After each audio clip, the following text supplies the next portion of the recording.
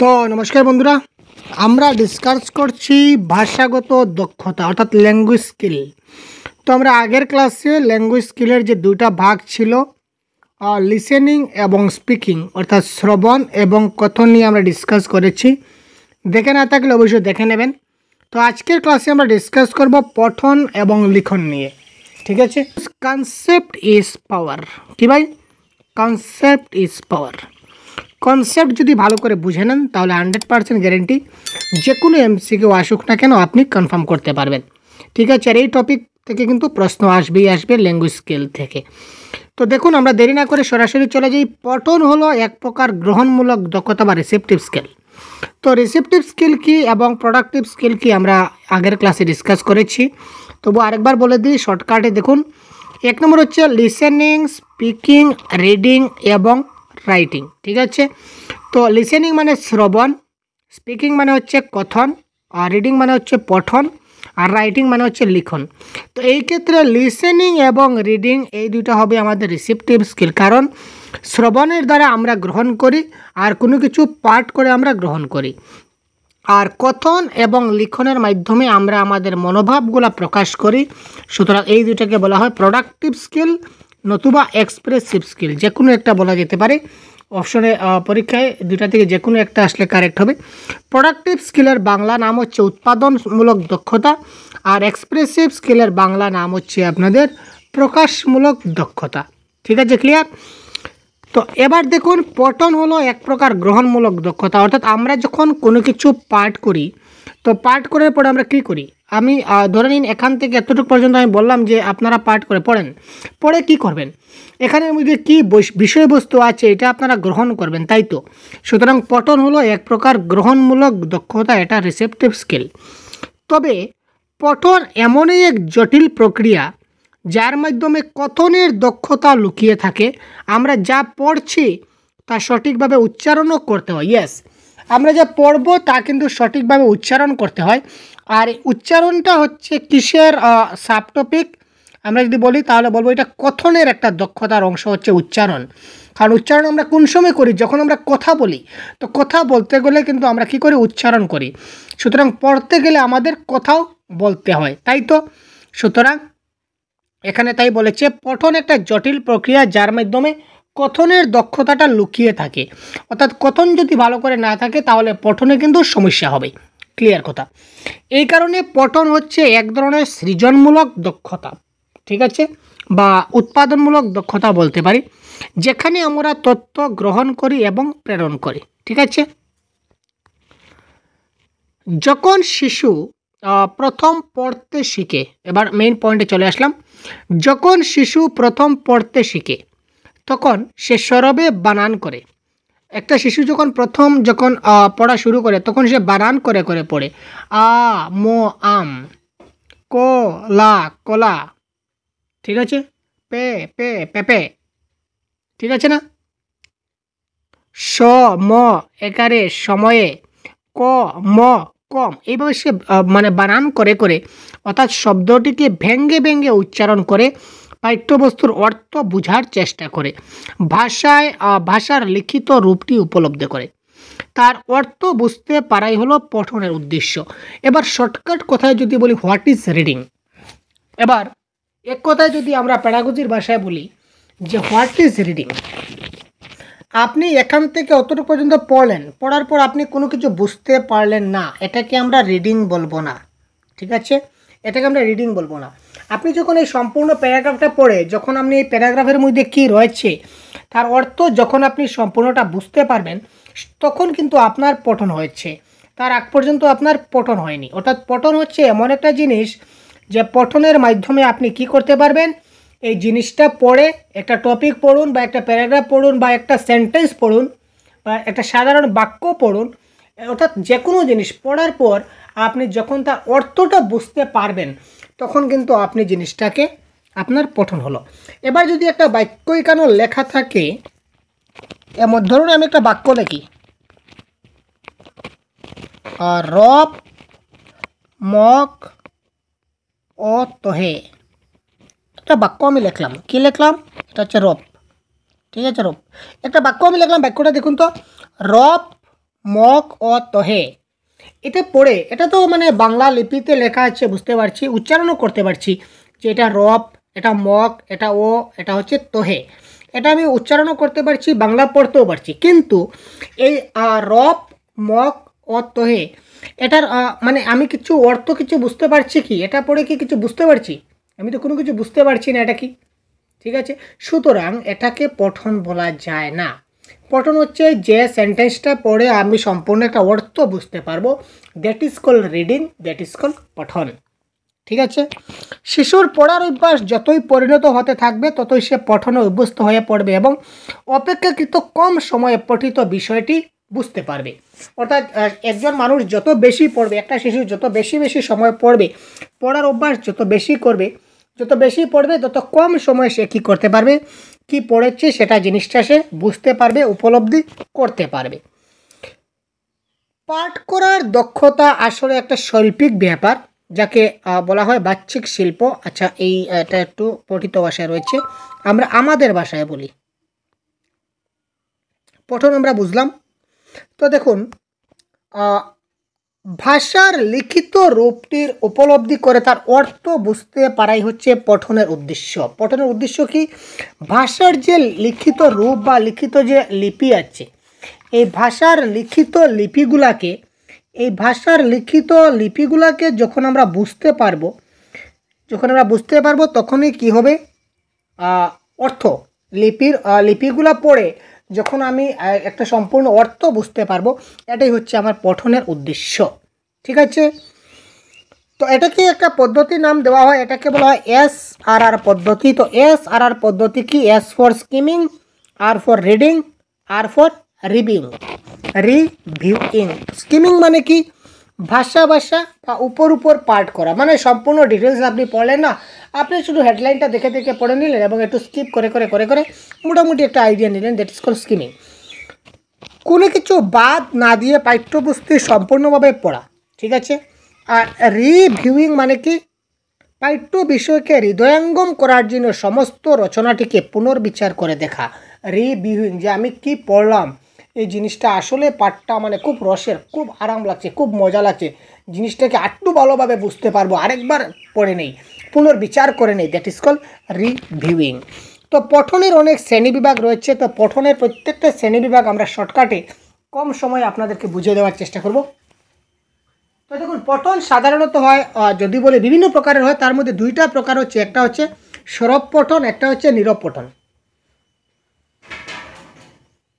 তো সরব পঠন মানে কি? যে পঠনটা জুড়ে জুড়ে উচ্চারণ করে করা হয়, যেমন আমি এখন পাঠ করছি, আপনারা দেখতে পাচ্ছেন, আমি বুঝাচ্ছি।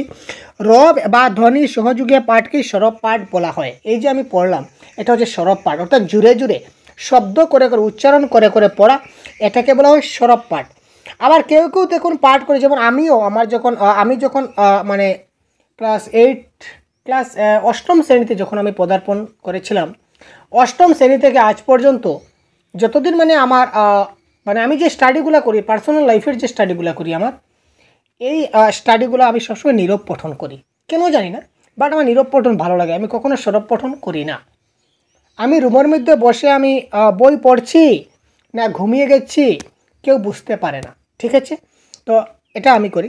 তো এটা মানে অনেকেই নীরব পঠন করে। তো নীরব পঠন মানে কি? সাইলেন্ট পাঠ করা, চুপচাপ আপনি বইগুলা দেখে দেখে মনে মনে পাঠ করলেন। যে পাঠে কোনো ধরনের রব বা ধ্বনি থাকে না, তাকে নীরব পঠন বলা হয়। তো এই সরব পাঠে, এই দুই ধরনের পাঠেরও কিছু সুবিধা অসুবিধা আছে, আমরা একটু দেখব। সরব পাঠের সুবিধাটা কি? সরব পাঠে পাঠ করলে কি হয়, শিক্ষার্থী এবং শিক্ষক উভয় পক্ষের কাছে একটা আনন্দজনক লাগে। যেমন কবিতা ছন্দ যদি পাঠ করি, তাহলে তার শ্রুতি মধুরগুলা শুনতে ভালো লাগে।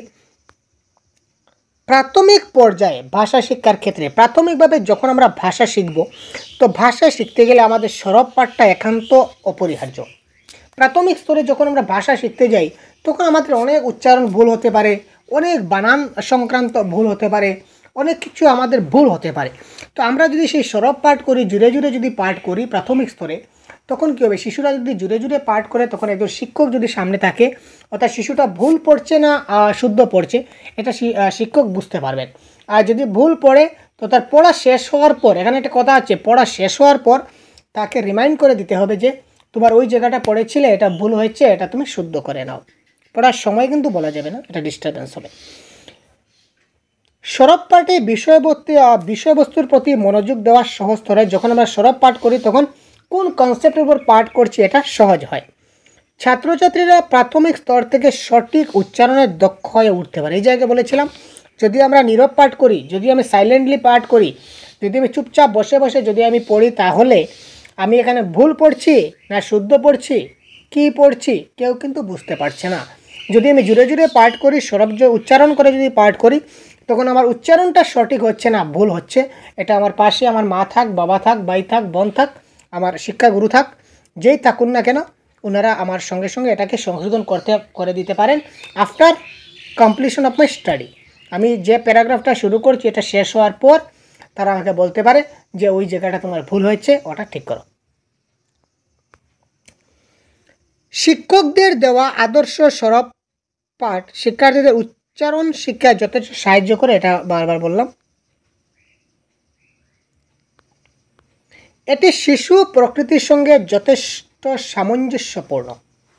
ঠিক আছে, সরব পাঠ শিশুদের প্রাণবন্ত করে তোলে। সুস্পষ্ট উচ্চারণের মাধ্যমে পাঠের ত্রুটি সংশোধন হয়। মানে একটি কথায় বারবার একই পয়েন্টে ঘুরে ফিরে আসছে যে সরব পাঠের মাধ্যমে আমরা আকর্ষিত হই, কবিতার ছন্দ, অলঙ্কার, লয়, তাল এইগুলা সুমধুর হয়, শুনতে ভালো লাগে, শ্রুতিমধুর হয়। তাছাড়া যদি বানান সংক্রান্ত কোনো ভুল হয় বা উচ্চারণ সংক্রান্ত যদি কোনো ভুল হয়, কথন শৈলী যদি ঠিক, অর্থাৎ কথা বলার যে স্টাইল, দেখুন কথা বলার কিন্তু স্টাইল আছে, পড়ার একটা স্টাইল আছে, এই স্টাইলটা বা বাচন ভঙ্গি যদি ঠিকঠাক না থাকে, কথা বলার ভঙ্গি যদি ঠিকঠাক না থাকে, তখন এটা পাশে যে আমার বয়োজ্যেষ্ঠ যে থাকবে, আমার শিক্ষাগুরু থাকবে, উনি ঠিক করে দেবেন। উচ্চারণে আঞ্চলিকতা দোষ দূর করতে আমরা অনেক সময় কথা বলি, আমরা অনেক, যেমন আমি নিজেও অনেক সময় ভিডিও তৈরি করতে করতে অনেক সময় আমার মানে আঞ্চলিক যে ভাষা, এটা অনেক সময় মানে টাং স্লিপ করে বেরিয়ে আসে। ঠিক আছে না? তো এই সরব পাঠ বেশি বেশি করতে করতে এইগুলা মানে প্রায় অনেকাংশে সেটা দূর হয়। সরব পাঠ বর্ণ এবং শব্দের সঠিক উচ্চারণ করতে সাহায্য করে। এবার হচ্ছে সরব পাঠের দোষ। তো সরব পাঠের দোষ এখানে যদিও নাই, তো আমি বলে দিচ্ছি আপনাদের দুই একটা। তো সরব পাঠে কী হয়, এক নম্বরে যেটা দোষ যেটা মানে পেয়েছি আমরা, এটা হচ্ছে আপনার মানে প্রত্যেক মানে পরিশ্রান্ত, অনেক কষ্ট হয়। সরব পাঠ বেশি সময় সরব পাঠ করা যায় না। বেশি সময় সরব পাঠ করলে, বেশি সময় লাউড রিডিং করলে কি হয়, মানে একঘেয়েমি ভাব চলে আসে। ঠিক আছে, একঘেয়েমি ভাব চলে আসে, মানে আর ভালো লাগছে না, ভালো লাগছে না, এই ধরনের ভাব চলে আসে। তারপর দুই নম্বরে যেটা হচ্ছে মানে আমাদের অনেক শক্তি অপচয় হয়, সরব পঠনের শক্তি অপচয় হয়। তারপর নীরব পঠনের উপযোগিতা দেখি, মানে নীরব পঠন কী হয়। নীরব পাঠ মননশীলতার উপযোগী, অর্থাৎ নীরব পাঠ যখন করা হয় তখন মানে মনোযোগ খুব বেশি লাগে, অল্প সময়ে অনেক বেশি শব্দ পড়া যায়। ইয়েস, ঠিক আছে, সরব পাঠে কিন্তু অনেক সময় যায়, সময় বহুল, কিন্তু নীরব পঠনে কিন্তু কম সময়ে আমরা বেশি শব্দ পড়তে পারি, কম সময়ে কোনো ধারণাকে আমরা বুঝতে পারি। যে কোনো কনসেপ্ট যদি আমি পড়ি, আমি আমার কথা বলছি, আমি সরব পাঠ করলে তেমন বুঝি না, কিন্তু নীরব পাঠ আমি একবার করলে কনসেপ্টটা আমি বুঝে নিই। সেটা আমি আজকে নয়, আমি অষ্টম সপ্তম শ্রেণী থেকে আমার এই অভ্যাস। তো সবার আলাদা আলাদা ব্যাপার, যাই হোক। তবে প্যাডাগজিতে কমন যে শব্দগুলো এইগুলো বলেছে, অকারণে শক্তিক্ষয় রোধ করে। ইয়েস, আগে যে বলেছিলাম যে যদি আমরা সরব পাঠ করি তাহলে অনেক শক্তি খরচ হয়, আর এটা শক্তি ক্ষয় থেকে রক্ষা করে, আমাদের শক্তি আমাদের তেমন খরচা হয় না। আর গ্রন্থাগার বা শ্রেণীকক্ষে নীরব পাঠটা বাঞ্ছনীয়। যেমন বিভিন্ন লাইব্রেরিতে যদি যাই, তো বড় বড় লাইব্রেরিতে কী থাকে, অনেকজন ব্যক্তি একসঙ্গে বসে স্টাডি করে, তাই তো। তো অনেকজন ব্যক্তি একসঙ্গে যখন বসে স্টাডি করে, প্রায় 100 জন 200 জনের সিট ক্যাপাসিটি থাকে, তো সবাই যার যার ইচ্ছামতো মনের ইচ্ছামতো বই নিয়ে পাঠ করে। তো যদি আপনার সরব পঠনের অভ্যাস থাকে, তখন আপনি এখানে যদি হাল্লা চিৎকার শুরু করে দেন, জোরে জোরে পাঠ করেন, বাকি সবাই আপনাকে কী বলবে? বাকিরা আপনার ডিস্টারবেন্সে পড়তে পারবে না, ওরা হাসাহাসি করবে, ঠাট্টা করবে।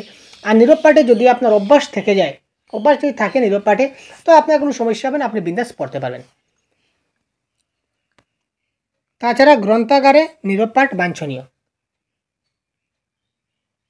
আচ্ছা, এবার হচ্ছে সমবেত পাঠ।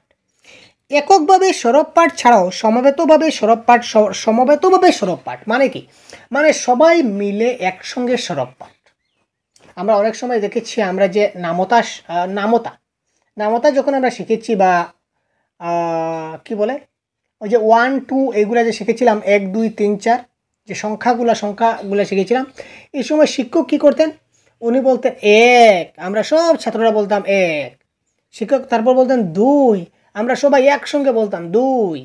তো এটা হচ্ছে সমবেত পাঠ, সবাই মিলে একসঙ্গে পাঠ।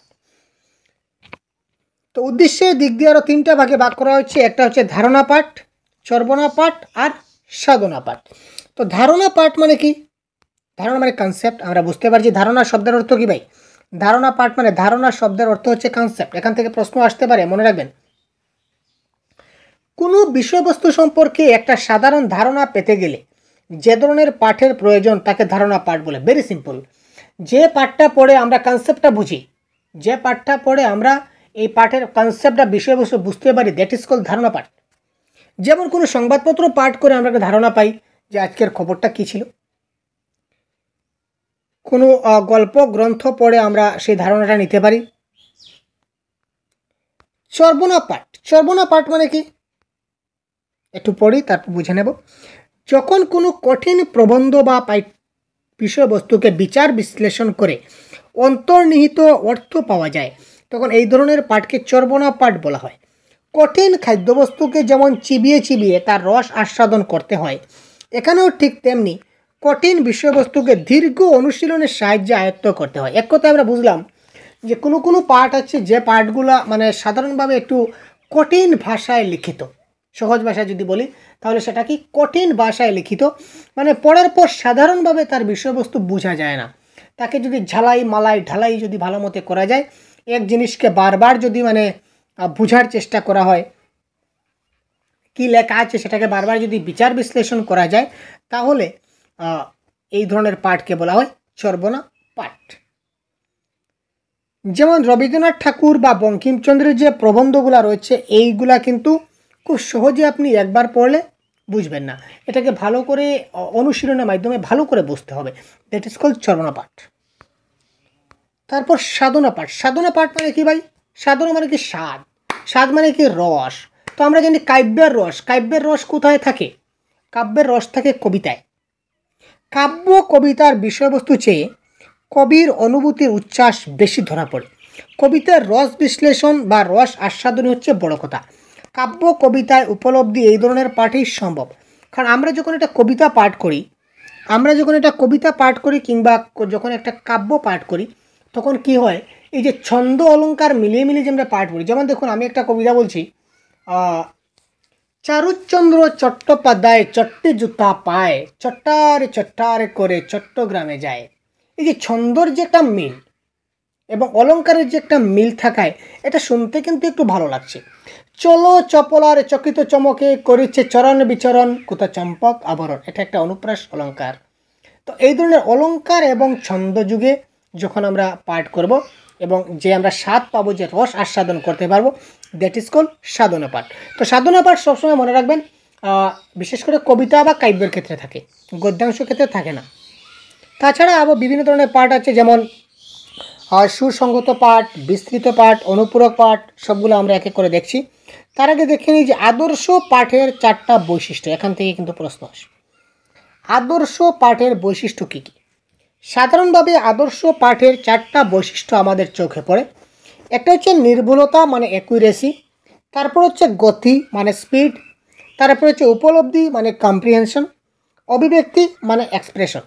আমরা যে পাঠটা পড়ব, যেটা আমরা রিডিং পড়ব, যেটা আমরা পঠন করব, যে পাঠটা, এটা নির্ভুল হতে হবে, অ্যাকুরেসি থাকতে হবে, কোনো ভুলভ্রান্তি এখানে থাকলে চলবে না। তারপর পড়ার একটা গতি থাকতে হবে।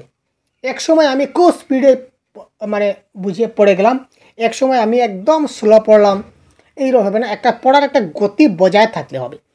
তারপর এই কোন জিনিসটা আমি পড়ছি, আমি জিনিসটাকে উপলব্ধি, খালি যে উপর পড়ে যাচ্ছি তা নয়, পড়ে আমি মনের মধ্যে উপলব্ধি করতে হবে যে তার অর্থ কী, এখানে ধারণা কী লুকিয়ে আছে, আমি কি বিষয়ে আমি এখানে আয়ত্ত করতে চলেছি, ওই জিনিসটা পাঠ করে আমি কি জিনিসটা শিখতে চলেছি, ওইটার মধ্যে কোন কথাটা বলা হয়েছে, ওই জিনিসগুলো আমাকে উপলব্ধি করতে হবে। That is called comprehension. Expression, কথা বলার যে পঠনের যেটা অভিব্যক্তি, অনেক কথা আছে, অনেক রকমের বলতে হয়, তাই না? সেই যে পড়ার যে ধরন বা কোন এক্সপ্রেশনে কোন সময় কোন লাইনটা পড়তে হবে, এটা জানতে হবে। আদর্শ পাঠের এই 4টা বৈশিষ্ট্য আমাদের সবসময় চোখে পড়ে। এবার পড়ার দক্ষতা বাড়ানোর উপায় কী? শিশুদের পড়ার দক্ষতা আমরা কী করে বাড়াতে পারি? পঠন কৌশল একটি বিশেষ জটিল প্রক্রিয়া। বারবার বলছে, পঠন কৌশলটা হচ্ছে জটিল একটা কাজ। শিশুদের ছোটোবেলা থেকে ধীরে ধীরে এটিকে আয়ত্ত করাতে হয়। প্রাথমিক স্তরে এভাবে পঠনের অভ্যাস গড়ে তোলা যেতে পারে। কীভাবে আমরা দেখি। সঠিকভাবে শব্দ উচ্চারণে দক্ষ করে তোলা। প্রথমে তাকে সঠিকভাবে শব্দ উচ্চারণ, আমি একটা শব্দ বললাম, সে আর একটা শব্দ বলল, ঠিক আছে, এইভাবে শব্দ উচ্চারণের মাধ্যমে তাকে কী করতে হবে? শেখাতে হবে। সঠিকভাবে শব্দের অর্থ উপলব্ধিকে দক্ষ করে তোলা। শব্দের যে অর্থ আছে, অর্থগুলা যাতে সে ভালো করে উপলব্ধি করতে পারে, এগুলোকে, যেমন আমি ধরে নিই, আমি একটা শব্দটা হচ্ছে কলম, একটা শব্দ, ওই যে শব্দে যেটা অর্থ উপলব্ধি বললাম, এটার আসল মানেটা কি? ধরে নিলাম যে কলম, এটা হচ্ছে আমি লিখলাম কলম, শিশুটা কলম পড়তে পারলো, সে বলতে পারলো হ্যাঁ স্যার ক ল ম কলম, কিন্তু তার সামনে যদি আমি একটা কলম নিয়ে দিই, একদম ডাইরেক্ট, মানে কি বলবো, অবজেক্ট, বস্তু, যে রিয়েল কলম যদি তার সামনে নিয়ে যাই, সে তখন বলতে পারবে না যে এটা কলম। সে তখন সেটা যদি বলতে না পারে যে এটা কলম, তাহলে সে এই যে শব্দের অর্থর তার উপলব্ধি হলো না। সে এই কলম দেখা মাত্র বলতে পারতো যে দ্যাট ইজ কলম, খাতা দেখার সঙ্গে সঙ্গে বলতে পারতো দ্যাট ইজ খাতা, ঠিক আছে। তো এই ধরনের যদি অর্থ উপলব্ধি ছোটোবেলা থেকে কম কম শব্দের মাধ্যমে করতে পারি, তাহলে তার পঠন দক্ষতাটা বাড়ানো যেতে পারে। সরব পাঠে উৎসাহ দিতে হবে। সরব পাঠে উৎসাহ দিলে কি হবে? এই যে তার ভুল ভ্রান্তি যদি কোথাও হয়, সেটা আমরা খুঁজে বের করতে পারবো। পাঠের গুরুত্বপূর্ণ শব্দগুলিকে চিহ্নিত করতে হবে, সেই শব্দগুলির অর্থ জানাতে হবে। এই পাঠে কিছু কিছু গুরুত্বপূর্ণ শব্দ থাকে, যে শব্দগুলা মানে কিছুটা ব্যতিক্রমী হয়। যেমন ধরুন, একটা লাইন পড়া, লাইনের মধ্যে হঠাৎ একটা অচেনা শব্দ চোখের সামনে পড়লো, যে শব্দগুলো অচেনা, এই অচেনা শব্দগুলো নিচে একবার দাগ দিয়ে দিন এবং পরে তার অর্থটা কী সেটা তাকে বলে দিন, তখন সে লাইনটা পড়ে সম্পূর্ণ অর্থটা বুঝে যাবে। অচেনা নতুন শব্দগুলি জানতে পারলে শিশুটার পড়ার আগ্রহ বাড়ে। এই অচেনা শব্দগুলোর অর্থ যদি সে জানতে পারে, তাহলে তার পড়ার প্রতি আগ্রহটাও তার বাড়বে। শব্দগুলির ব্যাকরণগত পরিচয় জানিয়ে দিতে হবে। কোনো পাঠের গুরুত্বপূর্ণ তথ্যগুলি শিক্ষার্থীদের কাছে স্পষ্টভাবে জানতে হবে। যে কোনো পাঠের যে গুরুত্বপূর্ণ তথ্য যেগুলো রয়েছে, এগুলা শিক্ষার্থীদের কাছে আমাদের কী করতে হয়? স্পষ্টভাবে জানাতে হয়। স্পষ্টভাবে সঠিক উচ্চারণে কোনো বিষয়বস্তু পড়ে সঠিকভাবে প্রকাশ করা। কোনো একটা জিনিস আমি স্পষ্টভাবে সঠিক উচ্চারণে আমি বিষয়বস্তুটা পড়ে তার কাছে প্রকাশ করলাম, তখন সেই জিনিসটা পড়তে পারবে। এখানে দেখুন লাউড রিডিং রয়েছে। রিডিংয়ের শর্টকাটে যদি বলি রিডিং সম্বন্ধে, তো এটা হচ্ছে সরব পাঠ মানে loud reading. It is also known as oral reading, অর্থাৎ অ্যালাউড রিডিং। এই যে লাউড রিডিং বা সরব পাঠকে আবার অরাল রিডিংও বলা হয়, অরাল, ঠিক আছে। আর অ্যালাউড রিডিংও বলা হয়, এটা মনে রাখবেন। সাইলেন্ট রিডিং মানে নীরব পাঠ। জীবনের বেশিরভাগ সময়টাই আমরা নীরব পাঠে অভ্যস্ত হই। নীরব পাঠ খুব গুরুত্বপূর্ণ। নীরব পাঠ অনেক ক্ষেত্রেই মানে বুঝতে পড়ে সাহায্য করে। অর্থাৎ কি, নীরব পাঠ পড়ার পর আমরা কি করতে পারি? অনেক সময় তার অর্থটা উপলব্ধি করতে পারি। নীরব পাঠের সাবলীলতা অনেক বেশি, একটা ফ্লুয়েন্সি থাকে। আবার সমবেত পাঠ মানে কালেকটিভ রিডিং। সমবেত পাঠের অর্থ হচ্ছে একসঙ্গে অনেকজন শিক্ষার্থীর পাঠ গ্রহণকে বোঝায়, এবং যে পাঠ হয় জুড়ে জুড়ে রব করে। এই যে বললাম একসঙ্গে পাঠ করা, সবাই মিলে একসঙ্গে রিডিং করা এক জিনিস। শিশুর প্রাথমিক স্তরে শিক্ষা গ্রহণে সমবেত সরব পাঠ কার্যকরী। যেমন নামতা মুখস্থ করার সময় আমরা সমবেত সরব পাঠ লক্ষ্য করা যায়। যেমন শিক্ষক মহাশয় বললেন 2 1 গুণে 2, তখন আমরা সবাই বললাম ইয়েস স্যার 2 1 গুণে 2। তারপর আবার শিক্ষক বললেন 2 2 গুণে 4, তখন আমরা আবার বললাম 2 2 গুণে 4। এইভাবে আমরা ছোটোবেলায় শিখেছি। জানি না আপনারা কী করে শিখছেন, কমেন্ট বক্সে জানাবেন ভাই যদি আপনারা কেউ এইরকম শিখে থাকেন। তো দেখুন, এইভাবে নামতা মুখস্থ করার সময় এই ধরনের যে আমরা পাঠ করি, এটাকে বলা হয় সমবেত পাঠ। তারপর ধারণা পাঠ বললাম, চর্বণা পাঠ বললাম। ধারণা পাঠ মানে কি, যে বিষয়টা পড়ে আমরা উপর পড়ে সাধারণ ধারণা নেই। চর্বণা পাঠ মানে প্রবন্ধ, উপন্যাস, এইগুলা পড়ার সময় আমরা কি করি? এই দেখুন, এখানে প্রশ্ন আসতে পারে চর্বণা পাঠ অর্থাৎ ক্রিটিক্যাল স্টাডি। চর্বণা পাঠ কী ধরনের পাঠকে বোঝায়? এটা প্রবন্ধ, উপন্যাস পাঠ অপশনে থাকবে। তারপর থাকবে কবিতা পাঠ, তারপর থাকবে গল্প পাঠ, তারপর কি থাকবে? তারপরে থাকবে সংবাদপত্র পাঠ। তো এটা কারেক্ট আনসার হবে প্রবন্ধ এবং উপন্যাস পাঠ। প্রবন্ধ উপন্যাস পাঠকে আমরা কি বলতে পারি? চর্বণা পাঠ বলতে পারি। আর সাধনা পাঠ বা অ্যাপ্রিসিয়েশন স্টাডি বলতে আমরা কি বুঝি? কবিতা পাঠকে বুঝি বা কাব্যের পাঠকে বুঝি। ইন্টেনসিভ রিডিং আরেকটা হচ্ছে কি এক্সটেনসিভ রিডিং। ইন্টেনসিভ রিডিং মানে হচ্ছে কি সুসংগত পাঠ, মানে detail study of the text. এই পাঠটাকে পুঙ্খানুপুঙ্খভাবে পড়া, সম্পূর্ণ পাঠটাকে পড়া। ভোকেবুলারি, গ্রামাটিকের রুল সম্বন্ধে জ্ঞান অর্জন হয় এই পাঠের মধ্য দিয়ে। এই পাঠ্য বিষয়ের রুচি গঠন করে। ইন্টেনসিভ রিডিং মানে মনোযোগ সহকারে সম্পূর্ণ পাঠ করা। আর এক্সটেনসিভ রিডিং মানে it mean non detail study of the text of the বুক।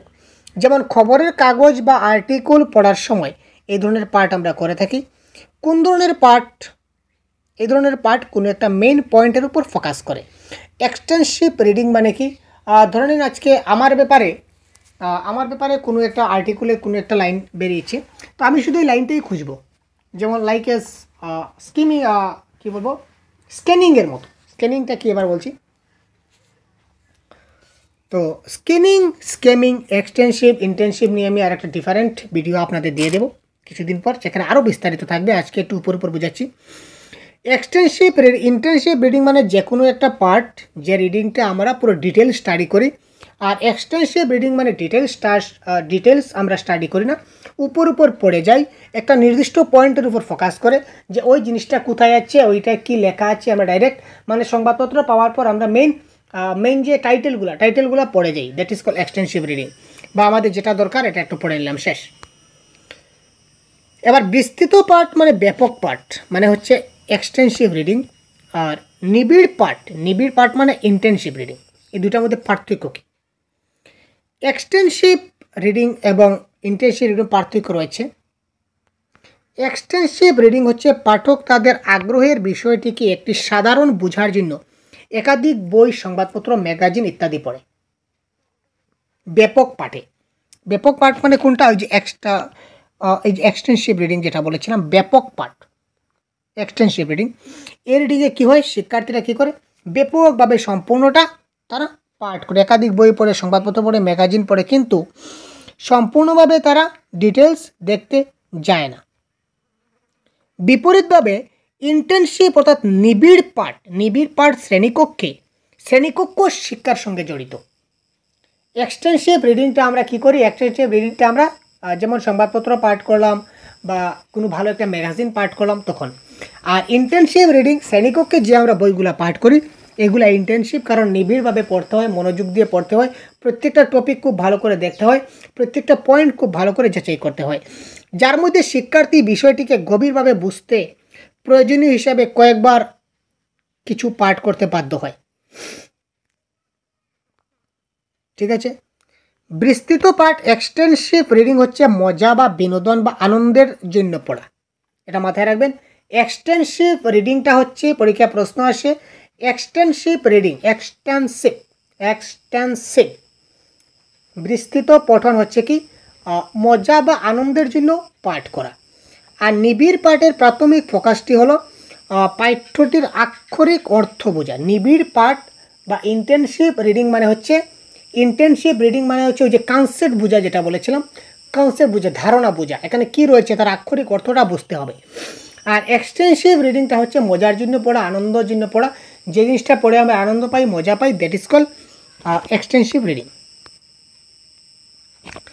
ব্যাপক পড়ার সঙ্গে উপন্যাস, জার্নাল, সংবাদপত্র বা ম্যাগাজিনগুলো জড়িত। ব্যাপক পাঠ কোন কোন ক্ষেত্রে আমরা ব্যাপক পাঠ পড়তে পারি, বা এক্সটেনসিভ রিডিংটা আমরা কোন কোন জিনিস পড়তে সময় আমরা এক্সটেনসিভভাবে পড়ি? উপন্যাস, জার্নাল, সংবাদপত্র বা ম্যাগাজিন। আবার নিবিড় পাঠের সঙ্গে পাঠ্যপুস্তক পড়া সম্পর্কিত। পাঠ্যপুস্তক কিন্তু ভালোভাবে না পড়লে পরীক্ষায় কোথা থেকে প্রশ্ন আসবে আমরা জানবো না, তারপর তো গুল্লা পেয়ে যাবো, তাই না? সুতরাং পাঠ্যপুস্তকটা খুব ভালো করে আমাদের পড়তে হবে। এই কয়েকটা মেইন বিষয়গুলো আপনারা মাথায় রাখলে চললো, ঠিক আছে। বাকিগুলা আপনারা একটু দেখে নেবেন, পিডিএফ দিয়ে দেবো আপনাদেরকে।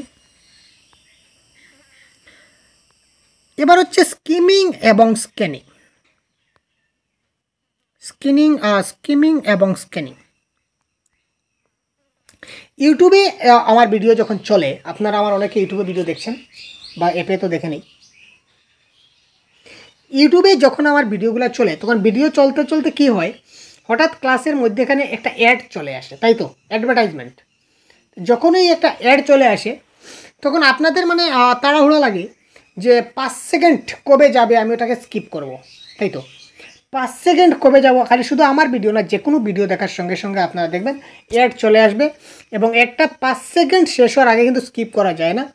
আর শর্ট যেগুলো অ্যাড আসে এগুলো কী হয়, 5 সেকেন্ড পরে আমাদের কী করতে হয়, স্কিপ করতে হয়, স্কিপ করলে চলে যায়। তো মানে এই 5 সেকেন্ড মানে স্কিপ করার জন্য আমরা মানে পাগলের মতো হয়ে যায়, তাড়াহুড়া করি, অর্থাৎ স্কিপ করে করে পড়ি। এই যে স্কিপ করে করে যে আপনারা ভিডিও দেখছেন, দ্যাট ইজ কল স্কিমিং। মানে স্কিপ করে করে এখানে একটু পড়লেন, এই পোর্শনটা ভালো লাগছে না, কোথায় আছে দেখি, মজা কোথায় পাবো, এই খুঁজে আটটু পার্ট পড়লেন, আটটু পড়ে এটা ভালো লাগছে না, আটটু পড়ি, ঠিক আছে। It is quick survey of the test to get main idea. এটার মেইন আইডিয়া কী আছে এটা পাওয়ার জন্য আপনি কুইকলি একবার সম্পূর্ণটা দেখে নিলেন স্কিপ করে করে। যেমন সংবাদপত্রে একটা হেডলাইন বেরিয়েছে, তো এই হেডলাইনের আন্ডারে কী কী রয়েছে সেটা আপনাকে সম্পূর্ণ পড়তে হবে না, মোটামুটি একটা লামসাম, এক লাইন, তারপরের এক লাইন ছেড়ে আরেক লাইন, তারপর আরেক লাইন ছেড়ে আরেক লাইন, মোটামুটি একটু পড়ে নিলেন, পড়ে এখানে কী লেখা আছে মোটামুটি বুঝে নিলেন, সংবাদপত্র বা ম্যাগাজিনে কী আছে বুঝে নিলেন, দ্যাট ইজ কল বিষয়বস্তু সম্পর্কে দ্রুত জেনে যাওয়া, that is call skimming. It is the first reading activity. আর স্ক্যানিং হচ্ছে হাই স্পিড রিডিং, কেবল দরকারি জিনিস খুঁজে বের করা হয়। এবার ধরে নিন আজকে আমার বিষয়ে পেপারে কি একটা লিখেছে, কোন সাংবাদিক আমার বিষয়ে পেপারে কি একটা লিখেছে, আমি জানতে পারলাম যে আজকের তারিখে আমার সম্বন্ধে একটা নিউজ পেপারে মানে কি একটা লিখেছে, ভালো একটা লিখেছে। তো আমি এটা মানে আমার খুব উৎসাহ জাগলো যে আমার ব্যাপারে পেপারে লিখেছে, কী লিখেছে দেখতে হবে। তখন আমি পেপারটা নিয়ে কোথাও কোনো দেখা নেই, আমি শুধু দেখতে আসলাম যে আমার বিষয়ে কোথায় লেখা আছে। এই যে আমি সার্চ করছি, এই যে স্ক্যান করছি, এটা আমি কম্পিউটারে যখন স্ক্যান হয় তখন কী হয়, সম্পূর্ণটা স্ক্যান হয়, তাই তো। এইভাবে আমি আমার চোখ দিয়ে সম্পূর্ণ পত্রিকাটা আমি কী করছি, স্ক্যান করছি, যে আমার বিষয়ে লেখা আছে। আর ভাই কোথায় লেখা আছে, তো আমার বিষয়ে কোথায় লেখা আছে এটা আমি খুঁজতে যাচ্ছি। আর যখনই দেখলাম যে না এই তো এখানে আমার বিষয়ে লেখা আছে, আমি এই জিনিসটা পড়লাম, পরে আমি জিনিসটা বুঝে গেলাম, বাস এই পেপারে আমার কাজ শেষ। That is call scanning. কোনো একটা পার্টিকুলার বিষয় খুঁজে বের করা, কোনো একটা বড় টেক্সট বুক থেকে কিংবা একটা গল্প থেকে কিংবা প্রবন্ধ থেকে কিংবা উপন্যাস থেকে পার্টিকুলার জরুরি জিনিস যা ছিল তা জিনিসটা বের করে। যেমন প্যাসেজ, আমরা পরীক্ষায় অনেক সময় প্যাসেজ আছে, কম্প্রিহেনশন টেস্ট পরীক্ষায় আসবে আপনাদের, কম্প্রিহেনশন টেস্ট যাকে প্যাসেজ বলা হয়। তো প্যাসেজে আমরা কী করি, প্রথমে প্রশ্নটা পড়ি, প্রশ্নটা পড়ার পর আমরা প্যাসেজে যাই, গিয়ে আমরা প্যাসেজটাকে খুঁজতে থাকি যে এই প্রশ্নের আনসারটা কোথায় থাকতে পারে, এই প্রশ্নের আনসারটা কোথায় থাকতে পারে, ঠিক আছে। তো এই প্রশ্নের উত্তরটা যখনই আমরা প্যাসেজে পেয়ে গেলাম, সঙ্গে সঙ্গে প্যাসেজকে ভুলে গেলাম, এই প্যাসেজের দরকার নেই, তারপর নেক্সট প্রশ্ন, তারপর আবার প্যাসেজে গেলাম। এই যে তখন এই যে আমি স্কিপ করে করে করে করে প্যাসেজটাকে পড়ছি যে আমার আনসারটা কোথায় লুকিয়ে আছে, আনসার পাওয়া মাত্র শেষ, দ্যাট ইজ কল স্ক্যানিং। আর এই সম্পূর্ণ প্যাসেজটায় কী বলেছে, এখানে দুটা কথা আছে, সম্পূর্ণ প্যাসেজটায় কী বলেছে, এটা আমি সম্পূর্ণ প্যাসেজটা একটু পাতলা হাই স্পিডে যদি আমি একটু স্পিড রিডিংয়ে যদি পড়ে এই সম্পূর্ণ প্যাসেজে যদি বিষয়বস্তুটা আমি যদি কভার করে নিই, দ্যাট ইজ কল স্কিমিং। এবার আমরা দেখব রাইটিং বা লিখন, খুব শর্টকাটে দেখব। ভাবের আদান প্রদান এবং যোগাযোগ স্থাপনের অন্যতম মাধ্যম হচ্ছে লিখন। একজনের সঙ্গে আরেকজনের ভাবের আদান প্রদান বা যোগাযোগ স্থাপন আমরা কী করে করতে পারি, যেমন কথাবার্তার মাধ্যমে আমরা যোগাযোগ স্থাপন করতে পারি। কিছু কিছু কথা আছে যে কথাগুলো মুখে বলা যায় না, লজ্জা লাগে বা এখানে মানে সেই ধরনের মুখে কথা বলার মতো পরিবেশ নেই। তো এই ক্ষেত্রে আমি আমার মনের ভাব একজনকে জানাতে চাই, তখন আমি কী করলাম, কাগজের টুকরোতে লিখে দিলাম, সে লেখাটা পড়ে সে বুঝতে পারলো, অর্থাৎ আমার ভাবের আদান প্রদান হলো, বা সে একটা চিরকুটে লিখে দিল, আমি পড়ে বুঝে গেলাম, অর্থাৎ সেই ভাবের আদান প্রদান এবং যোগাযোগ স্থাপনের অন্যতম মাধ্যম কি, লিখন। এই প্রক্রিয়ায় একজনের চিন্তা লিখিত পথিকের মাধ্যমে বেরিয়ে আসে, যে লিখছে তার মাধ্যমে তার চিন্তাটা বেরিয়ে আসছে। অর্থাৎ আমি কি লিখছি, আমার চিন্তাধারাটা আমার লেখার মধ্যে প্রকাশ হচ্ছে। শিক্ষার্থীদের কাছে এটা হচ্ছে সৃজনশীল দক্ষতা কিংবা প্রোডাক্টিভ বা লিখনকে আমরা বলতে পারি এক্সপ্রেসিভ স্কিল বা প্রোডাক্টিভ স্কিল। এক্সপ্রেসিভ কেন? এক্সপ্রেসিভ মানে প্রকাশমূলক দক্ষতা। কেন প্রকাশ? কারণ লেখকের মাধ্যমে আমরা লেখনের মাধ্যমে বা লিখনের মাধ্যমে বা লিখার মাধ্যমে আমরা কি করতে পারি, আমরা মনের ভাব প্রকাশ করতে পারি। আমরা কি লিখলাম অন্যজন পড়ে সেটা বুঝতে পারে।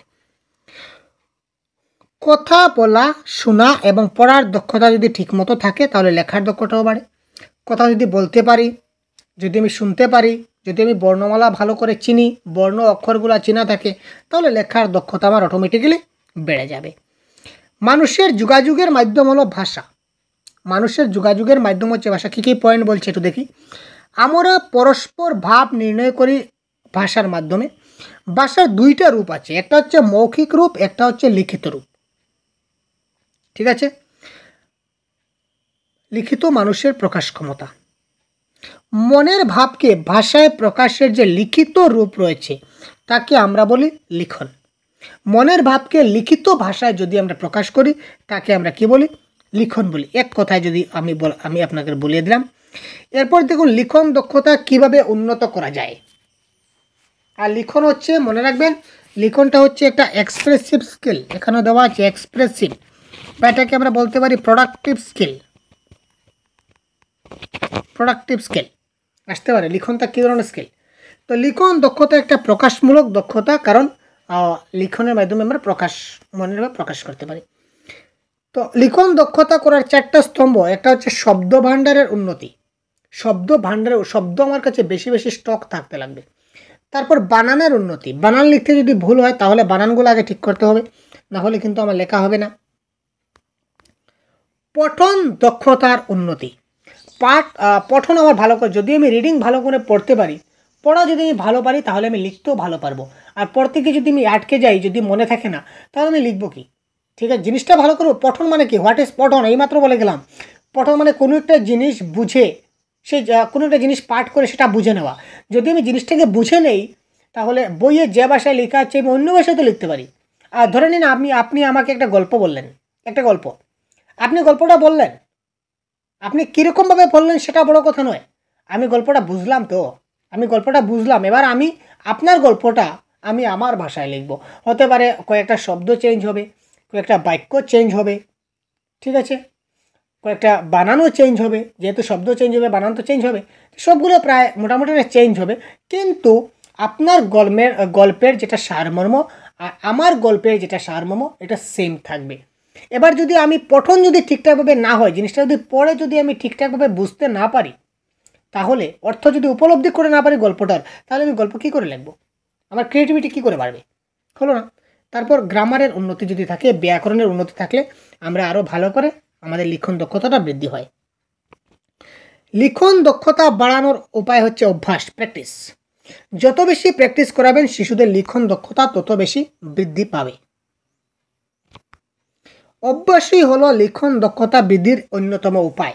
পাঠ্যপুস্তকের অনুশীলনের প্রশ্নের উত্তর লেখা শিক্ষার্থীদের অন্যতম করণীয় কাজ। এতে যেমন বিষয়ে জ্ঞান প্রাপ্তি হয় তেমনি লিখন দক্ষতাও বৃদ্ধি পায়। অর্থাৎ আমরা যত বেশি পারি শিক্ষার্থীদের দ্বারা আমরা লিখন কাজ চালাবো, প্র্যাকটিস করাবো লেখাটা। যত বেশি তারা লিখবে তত বেশি তাদের হ্যান্ডরাইটিংও সুন্দর হবে আর লিখন দক্ষতাও বৃদ্ধি পাবে। এবার দেখুন লিখনের কিছু গুরুত্বপূর্ণ বৈশিষ্ট্য আছে যেটা জানতে হবে। লেখার হরফ যেন স্পষ্ট হয়। হরফ মানে যে বর্ণ যেগুলা, লিপি যেগুলা লিখবে, যেমন প, ক, র, এগুলো যেন স্পষ্ট হয়, নাম্বার 1। নাম্বার 2, হরফগুলি যেন একই আকারের হয়। আকারের মানে এই যে আমি এখানে লিখতে পারছি না, একটু কষ্ট হচ্ছে, যেমন কলা, এই দেখুন কটা ছোটো আর লাটা হয়ে গেছে বড়, এই ধরনের হবে না। যেমন কলম,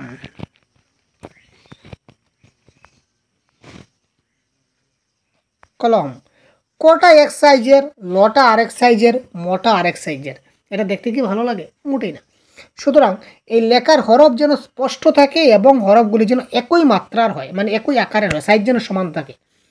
এবারে বানানটা যেন শুদ্ধ থাকে, 3 নম্বর পয়েন্ট, বানানটা যেন শুদ্ধ থাকে। 4 নম্বর, শব্দের শুদ্ধ রূপ শিশু লিখছে কিনা সেটা দেখতে হবে। শব্দের দুইটা রূপ আছে, একটা হচ্ছে কথ্য রূপ, একটা হচ্ছে লিখিত রূপ। তো আমরা সবসময় লিখিত রূপটাকে শিশুদের লেখানোর চেষ্টা করব। পূর্ণ বাক্য যেন ব্যাকরণগতভাবে সঠিক হয়, গ্রামাটিক্যালি কারেক্ট। আমি ভাত খাই এটা না বলে যদি বলে আমি খাই ভাত, তাহলে কিন্তু হলো না। গ্রামাটিক্যালি কারেক্ট থাকতে লাগবে, আমি ভাত খাই। নিজস্ব জ্ঞানে কতটা নিজের মতো লিখতে পারছে তা যাচাই করে শিক্ষার্থীদের উৎসাহ দিতে হবে। এবারে আমরা ওই যে আগে বলেছিলাম একটা গেম খেলাবো, এ ধরনের বিভিন্ন গেমের মাধ্যমে তাকে আমরা লিখন দক্ষতা বাড়াতে পারি। যে আজকে ধরো 10 টুকরা কাগজ এখানে আছে, এই কাগজে একটা টুকরোর মধ্যে লেখা আছে মোবাইল, একটা টুকরার মধ্যে লেখা আছে কাপড়, একটা টুকরার মধ্যে লেখা আছে গাড়ি, একটা কাগজের টুকরা লেখা আছে আম। এই কাগজগুলো সব একটা কী বলবো, কিছু একটা ভিতরে ভরে নাড়াচাড়া করে সবগুলোকে উলট পালট করে র্যান্ডমলি এক একটা কাগজ ওদের হাতে ওরা নিল। তারপর যার হাতে ধরুন একজনের হাতে কাপড় গেল, সে কাগজটা খুলে দিল কাপড় লেখা। তুমি একটা কাজ করো, এই কাপড় সম্বন্ধে তুমি 10 লাইন লিখো, যে কোনো বললাম একটু হাইয়ার লেভেলে বলছি, ক্লাস 5-6 ধরুন। তারপর আরেকজনকে তার হাতে যদি আম যায়, মানে আমের যদি চিরকুটটা যায়, আমরা বলবো তুমি এক কাম করো, তুমি একটা কাজ করো, তুমি ওই আম সম্বন্ধে 10টি লাইন লিখো। এই ধরনের আমরা বলতে পারি। তখন তার নিজের উৎসাহ মতো সে লিখবে, তার যা ইচ্ছা হয়। লিখতে হবে নিয়মিত প্রতিদিন, ঠিক আছে, তবে তার লিখন দক্ষতাটা বৃদ্ধি হবে। এবার সুলিখনের বৈশিষ্ট্য, আগে যে এখানে দেখুন এখানে 4টা বলেছিলাম, এইগুলা ভালো করে দেখবেন। লেখার হরফ যেন স্পষ্ট হয়, খুব ভালো করে হরফগুলি যেন একই আকারের হয়, বানান যেন শুদ্ধ হয়, শব্দের শুদ্ধ রূপ লিখছে কিনা তা দেখতে হয়। তার সঙ্গে আরও কিছু, যেমন এখানে শর্টকাটে আমরা দিয়েছি স্পষ্টতা, অর্থাৎ লিখনটা যেন স্পষ্ট হয়, ঠিক আছে, নির্ভুল, কোনো ভুল না হয়, যেন বানান যেন ভুল না হয়। লেখার একটা দ্রুততা, স্বাচ্ছন্দ্য এবং গতিময়তা, ঠিক আছে, অর্থাৎ আকারের যেটা সাইজ যেটা বলেছিলাম, এই জিনিসটা যেন ঠিকঠাক থাকে। সৌন্দর্যমণ্ডিত রেখা বিন্যাস, যেমন অনেকে দেখবেন যদি লেখে রেখা যদি লেখে, তো রে আকারটা এতক্ষণ পর্যন্ত এনে দেবে, আর খায়ের আকারটা এতক্ষণ পর্যন্ত দিয়ে দেবে, তাহলে কি হলো? যদি বলি সবিতা, তো স লিখবে আর রসিকাটা এই বড় করে এখান পর্যন্ত এনে এখানে তা দিয়ে দিল, এটা কি হলো? না। এই সৌন্দর্যময় রেখা বিন্যাসগুলোকে সুন্দর করতে হবে। আর সবচেয়ে বড় জিনিস, আফটার লেখা জ্যোতিচিহ্নের ব্যবহার যথাযথ করতে হবে।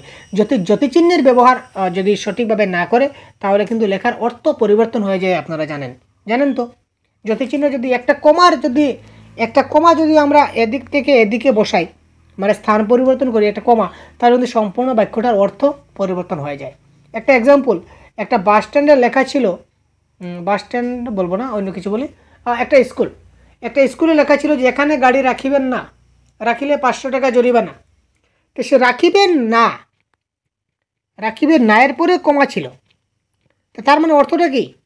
এখানে রাখা যাবে না, রাখলে জরিমানা। একজন দুষ্ট কী করেছে, এখানে এই নায়ের কমাটা মিটিয়ে আগে কমা দিয়েছে, রাখিবেন পরে কমা দিয়ে দিচ্ছে। তার মানে বাক্যটা কী দাঁড়াচ্ছে? এখানে গাড়ি রাখবেন মানে রাখতে হবে ম্যান্ডেটারি, না রাখলে 500 টাকা জরিমানা। দেখুন, একটা কমা এদিক থেকে এখানে এলো, তার মানে বাক্যটার সম্পূর্ণ অর্থটা পরিবর্তন হয়ে গেল। সুতরাং জ্যোতিচিহ্নের যথাযথ ব্যবহার খুব ভালো করে জানতে হবে, ঠিক আছে ভাই? তো এই ছিল আমাদের আজকের মূলত ক্লাস। ভাষাগত দক্ষতা আমরা কমপ্লিট করলাম, শ্রবণ, কথন, পঠন, লিখন 4টা সম্পূর্ণ হলো। পরবর্তী সময় আমরা অন্য একটা টপিক নিয়ে ডিসকাস করব এবং এই টপিকের আমরা MCQ আপনাদের প্র্যাকটিস করাবো, ঠিক আছে? ধন্যবাদ, ভালো থাকবেন।